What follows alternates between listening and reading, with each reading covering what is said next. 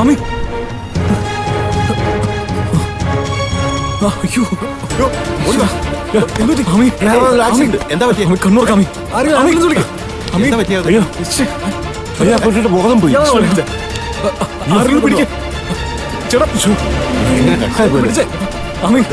ഈ വണ്ടി ആരെങ്കിലും പിടിക്കേ പിടിച്ചേ.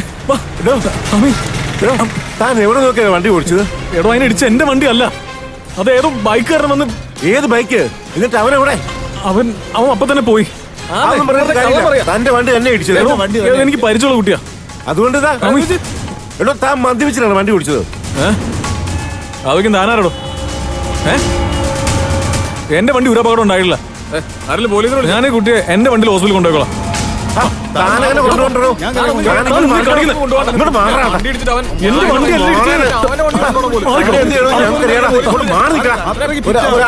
എന്റെ ചേട്ടാ അതുവരെ എന്തിനാ കാത്തു വെക്കുന്നത്? ചേട്ടാ പറയുന്നൊന്ന് കേക്ക്. നീ ഒരു ഇത്രയും വേഗം ഒന്ന് കൊണ്ടുപോവാ.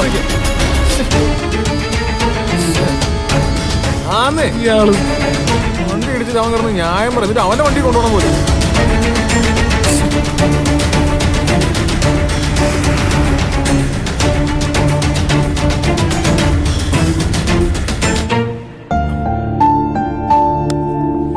ഇന്ദ്രേട്ടൻ ഷോപ്പിലേക്ക് പോകുന്ന വഴി രഘുവേട്ടൻ പറഞ്ഞ ആ യൂസ്ഡ് കാർ ഷോറൂമിൽ ഒന്ന് കയറുമോ? അല്ല, രഘുവേട്ടന്റെ കയ്യിൽ ഫോണില്ലാത്തോണ്ട് ഒരു വിവരം അറിയാൻ പറ്റുന്നില്ല. പോയിട്ട് എന്തായെന്ന് അറിയാത്തോണ്ട് ചെറിയൊരു ടെൻഷൻ. ഹോ, അവന്റെ സ്വന്തം ഭാര്യക്കില്ലാത്ത ആദ്യാണല്ലോടാ നിന്റെ ഭാര്യക്ക്. അല്ല, രഘു കുടിച്ച് വെളിവില്ലാതെ ഇറങ്ങിയിട്ട് ഇതുവരെ അവന്റെ ഭാര്യ ഒന്നും വിളിച്ചില്ലല്ലോ. അവക്കറിയാം വേലി ചാടിയ പശു കോലുകൊണ്ട് അടി കിട്ടുമ്പോഴേ പഠിക്കൂന്ന്. അമ്പിളി രഘുവിനെ അന്വേഷിക്കുന്നില്ലെന്ന് നിങ്ങളോട് ആരാ പറഞ്ഞത്? അയ്യോ, അവള് നിന്നെ വിളിച്ച് അന്വേഷിച്ചിരുന്നോ? അത് ഞാൻ അറിഞ്ഞില്ല. ഓ,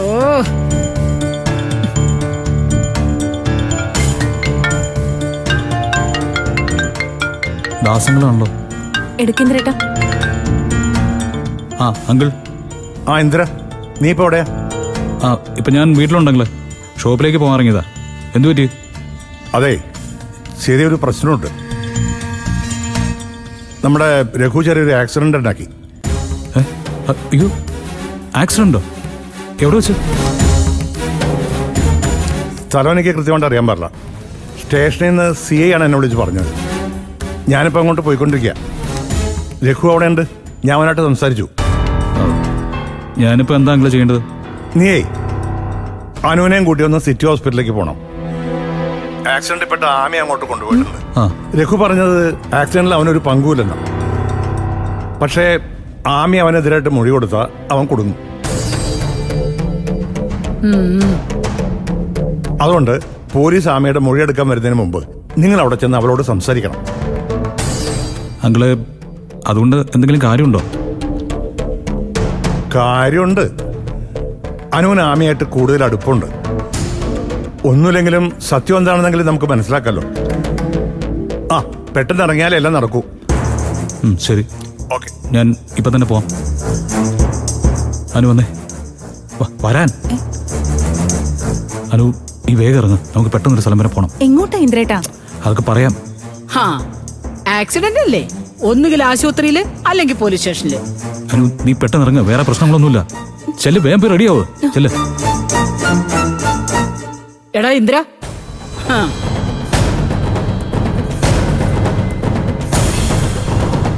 എടാ, നീ എന്റെ മുമ്പിൽ എന്തു മൂടി വെക്കാൻ നോക്കിയാലും അറിയേണ്ട സമയത്ത് എല്ലാവരും അറിയും.